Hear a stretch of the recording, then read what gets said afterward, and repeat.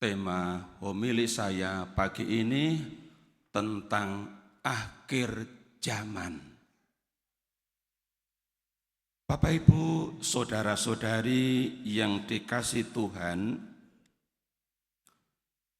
bacaan pertama dari nubuat Daniel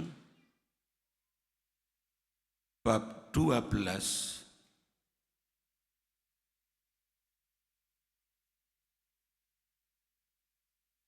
dan juga dari bacaan Injil dari Injil Markus bab 13 ayat 24 sampai dengan 32 berbicara tentang akhir zaman.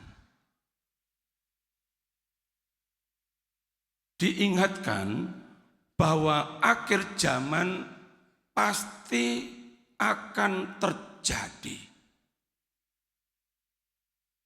Meskipun tidak seorang pun tahu kapan akhir zaman itu terjadi. Dikatakan oleh Yesus dalam Injil tadi, Markus 13 ayat 32. Malaikat-malaikat di surga tidak tahu.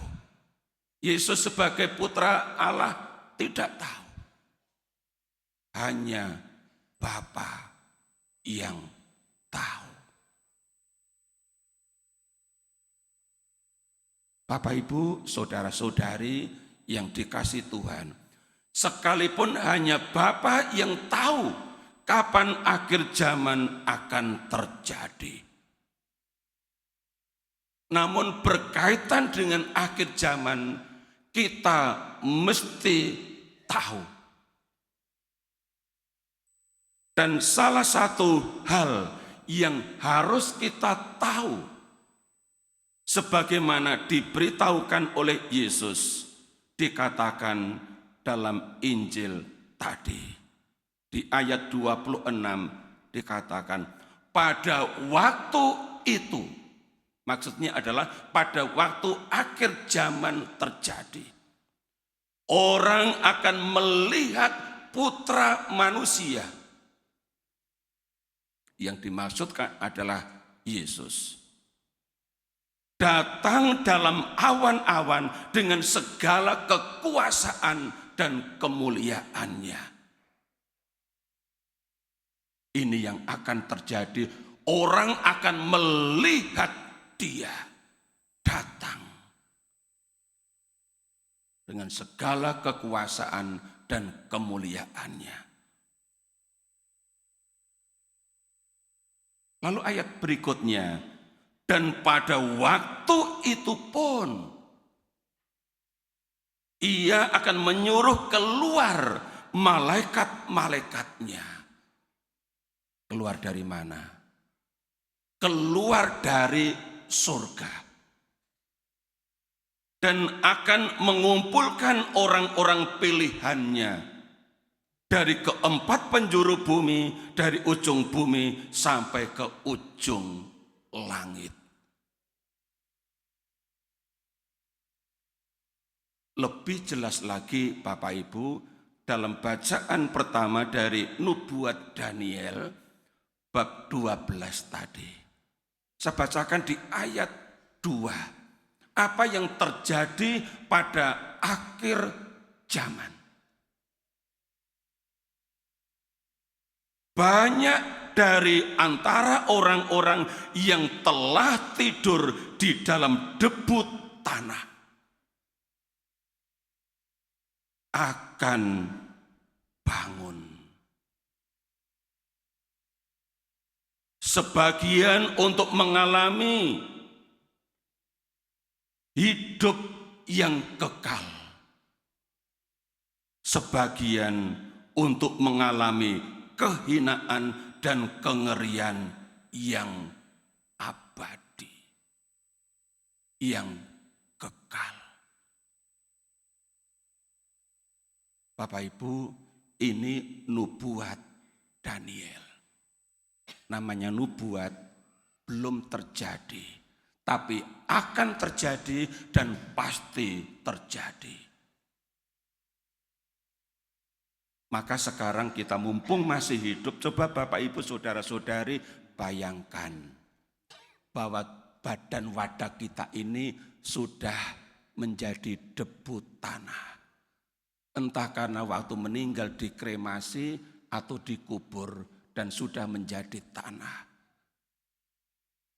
Dan kemudian pada akhir zaman bangun. Bapak Ibu Saudara-saudari pilih yang mana?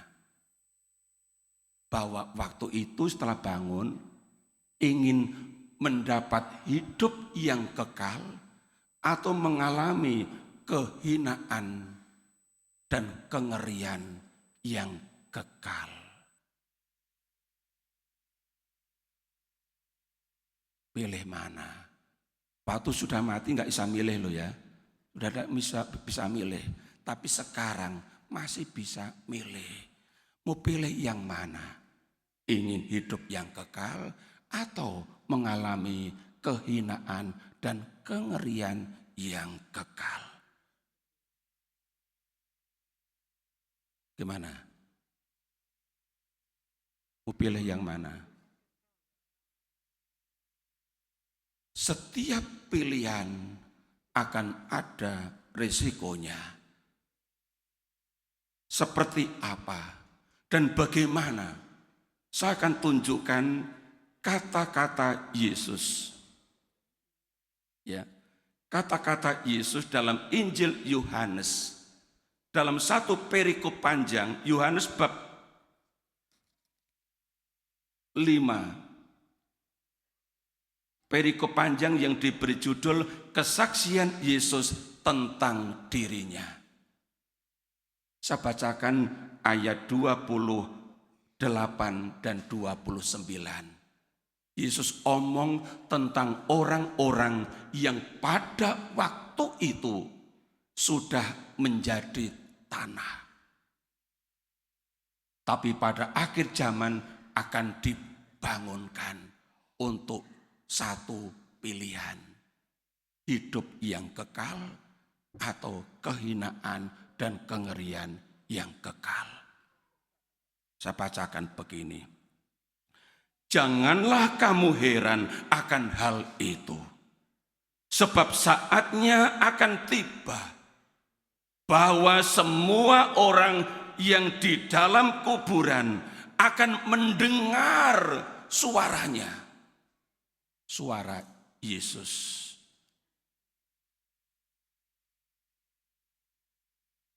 Lalu ayat 29. Dan mereka yang telah berbuat baik akan keluar dan bangkit untuk hidup yang kekal. Tetapi mereka yang telah berbuat jahat akan bangkit untuk dihukum. Yang dalam bahasa Daniel 12 ayat 2 tadi akan mengalami kehinaan dan kengerian yang kekal. Bapak Ibu Saudara-saudari, ternyata untuk bisa memperoleh hidup yang kekal, caranya simple. Semua orang bisa melakukannya, yakni dengan berbuat baik. Tentunya berbuat baik yang lahir dari iman. Maka Rasul Yakobus bilang, iman tanpa perbuatan pada hakikatnya mati. Maka kalau kita bisa berbuat baik dan mau berbuat baik, perbuatan baik yang kelak membawa hidup yang kekal adalah perbuatan baik yang lahir dari iman. Ekspresi penghayatan iman dalam tindakan konkret lewat berbuat baik. Saya ambilkan satu dua contoh. Yang pertama, hari ini adalah minggu ketiga dalam bulan. Saya selalu menyebutnya minggu jimpitan beras. Ya. Maka di samping pintu gereja kiri dan kanan dan depan gereja, di sana ditaruh keranjang untuk memfasilitasi umat yang mau berbuat baik untuk orang-orang miskin atau untuk orang-orang yang membutuhkan makanan. Soal perut lapar. Tadi pagi saya cek di sebelah sana kosong, keranjang itu kosong. Yang di depan isi agak banyak, yang sebelah sana isi juga. Artinya apa? Ada umat yang peduli terhadap orang-orang miskin. Merespons paroki lewat PSE mengenai jimpitan beras. Ada yang 3 kilo, ada yang 5 kilo. Rata-rata kurang lebih sebesar itu. Itulah bentuk kepedulian lewat perbuatan baik yang konkretnya beras disumbangkan. Kalaupun tidak membawa beras, di setiap samping pintu juga ada kotak kardus. Boleh umat memasukkan uang tunai di situ yang nantinya akan dibelanjakan untuk keperluan sembako bagi orang-orang miskin. Contoh lain. Hari ini adalah minggu orang miskin sedunia yang ke-8. Dalam kalender liturgi tidak dicantumkan. Maka banyak paroki tidak merayakannya, tapi paroki Meruya selalu merayakannya dengan berbagai bentuk. Untuk hari ini, paroki Meruya merayakan hari Minggu Orang Miskin Sedunia dengan cara mengundang orang-orang miskin, warga prasejahtera, baik yang Katolik maupun yang non-Katolik yang ada di sekitar paroki Meruya untuk makan bersama. Nanti malam mereka kami undang untuk makan bersama. Jam 6:30. Kami ingin menanggapi apa yang pernah dikatakan oleh Yesus dalam Injil.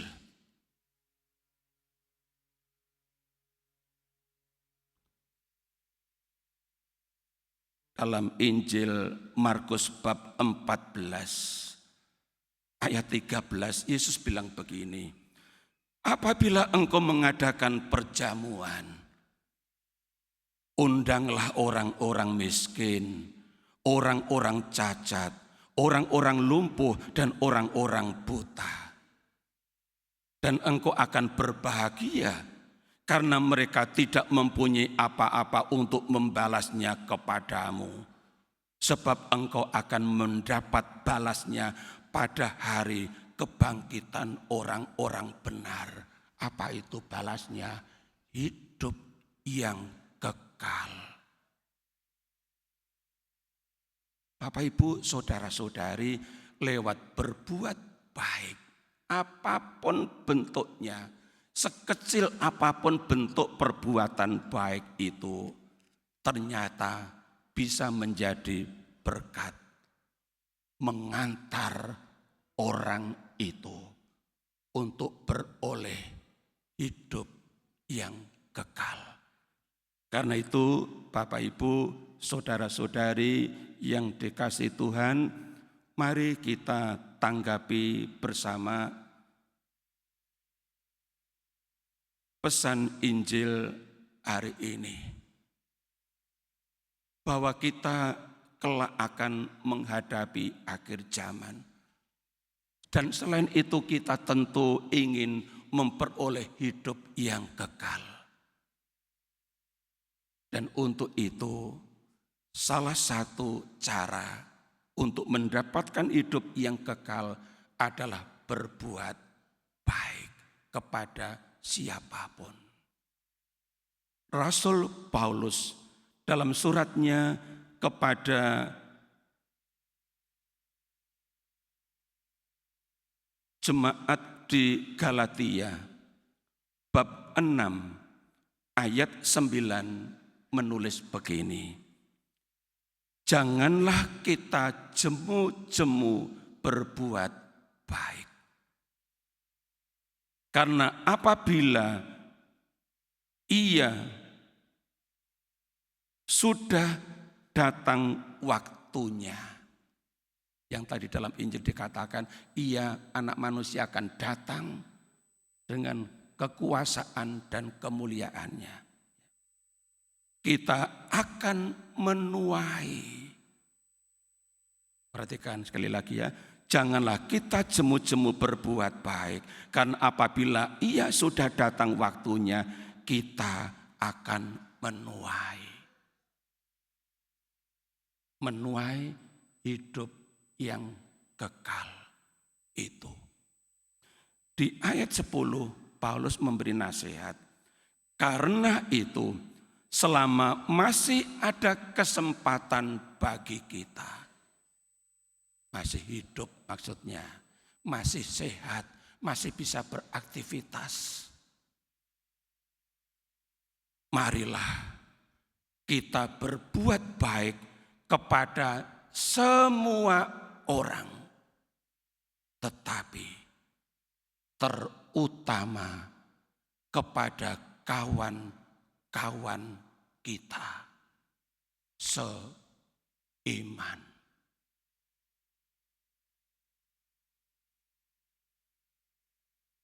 Tuhan memberkati.